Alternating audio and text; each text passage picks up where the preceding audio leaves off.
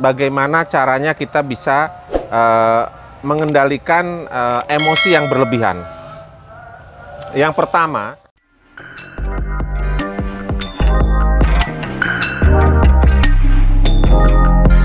like, comment, and subscribe. Assalamualaikum warahmatullahi wabarakatuh. Sahabat sudut pandang,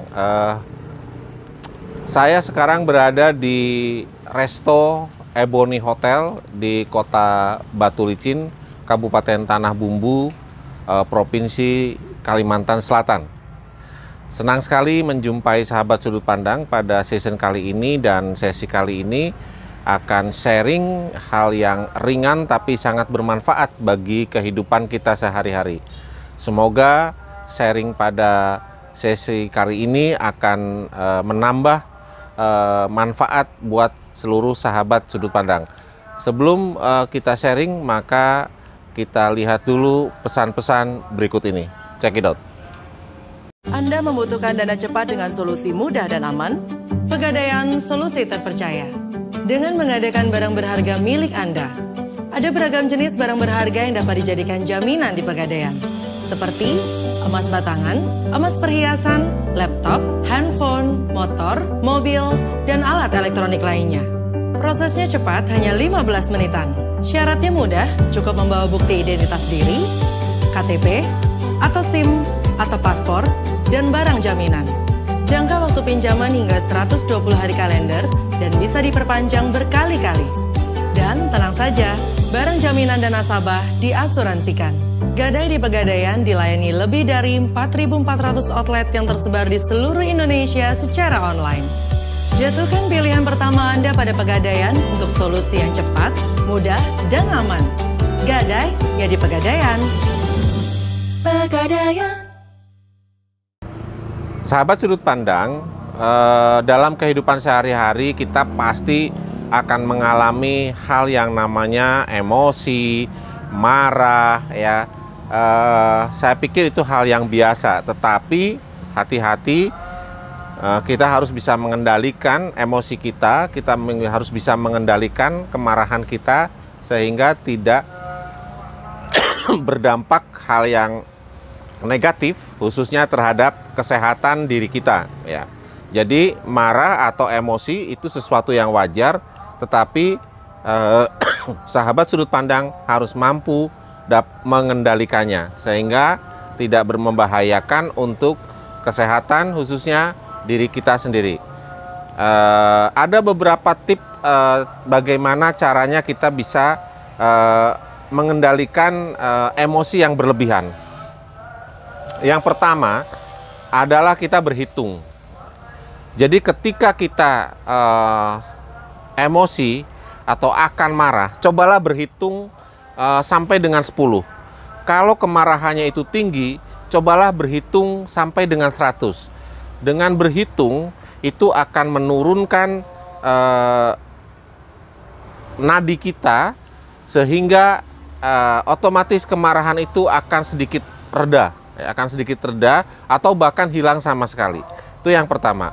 Yang kedua, tarik nafas dalam-dalam. Tarik nafas dalam-dalam ketika kita akan emosi, kita akan marah. Coba menarik nafas dalam-dalam sehingga kita bisa lebih tenang, bisa lebih wise, bisa lebih menemukan sesuatu hal yang tentu saja ini akan meredakan kemarahan dan keemosian kita. Yang ketiga adalah kita berolahraga. Kita melakukan olahraga, relaksasi dengan olahraga itu tentu saja akan menurunkan zat-zat aditif yang dapat menurunkan emosi dan kemarahan kita. Kita rutin berolahraga itu akan membuat sehat, apalagi dalam kondisi pandemi seperti sekarang ini. Ya, olahraga itu adalah dapat meningkatkan imunitas tubuh kita. Selain kita menjalankan sikap hidup sehat dengan protokol kesehatan yang ketat, maka olahraga itu wajib karena itu akan membantu kita untuk meningkatkan imunitas sehingga kita bisa terhindar dari virus yang membahayakan itu. Yang empat adalah melakukan relaksasi. Jadi hampir sama fungsinya dengan berolahraga, Yang keempat adalah kita melakukan relaksasi, kita santai supaya hormon-hormon yang mengakibatkan kemarahan, yang mengakibatkan emosi itu akan turun dan kita bisa lebih tenang lagi.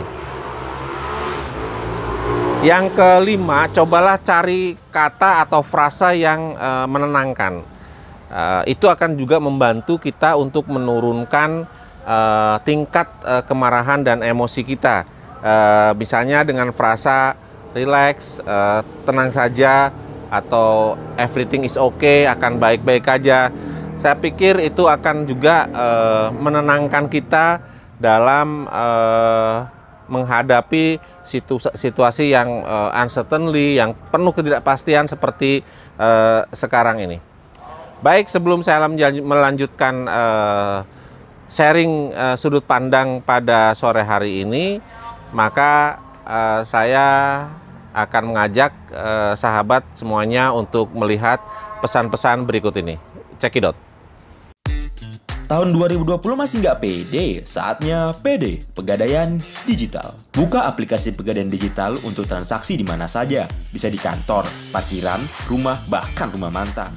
Dengan beragam fitur, mulai dari jual beli dan transfer tabungan emas, booking gadai tabungan emas dan gadai efek, pembiayaan untuk kembangkan usahamu, bayar angsuran gadai, tebus gadai dan tagihan bulanan, dan cicilan emas dengan beragam brand ternama. Saatnya pede. Baik sahabat sudut pandang, saya akan melanjutkan pembahasan kita pada sesi kali ini, yaitu adalah tip untuk menghadapi menahan kemarahan atau mengurangi kemarahan atau emosi. Yang berikutnya adalah mendengarkan musik. Salah satu cara yang cukup efektif juga kita mendengarkan musik. Dengan mendengarkan musik, saya punya keyakinan juga bahwa tingkat kemarahan dan emosi itu akan reda, lalu kita akan sedikit santai ya. Dalam bahasa teman-teman milenial pada umumnya biasanya santuy ya. Itu akan mengurangi juga tingkat emosi kita. Yang berikutnya adalah mencoba sesuatu yang berbeda dari rutinitas kita. Misalnya kita coba berkemah, kita mencoba naik gunung dengan tetap menjaga sesuatu yang membahayakan ya. Jangan sampai kita memaksakan juga.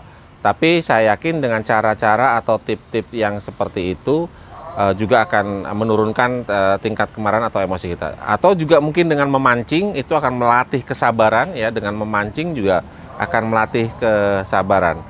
Dan yang terakhir, cara yang cukup efektif adalah kita dengan diam. Diam pada saat kita akan sedang menghadapi situasi yang mengakibatkan kita emosi atau marah, lebih baik mungkin diam. Dengan diam itu adalah upaya yang paling bagus karena kita dapat mengontrol diri kita dengan sebaik-baiknya.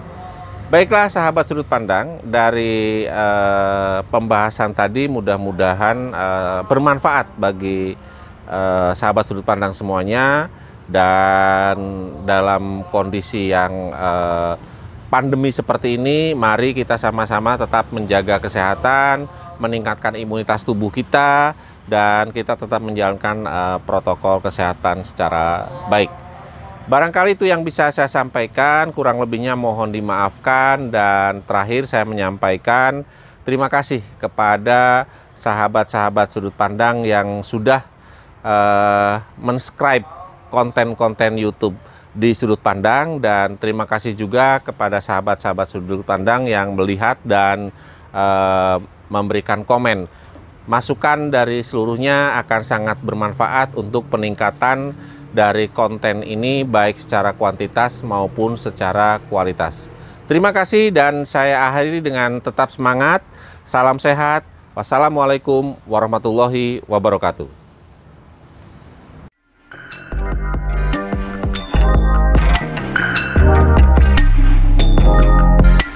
Like, comment, and subscribe.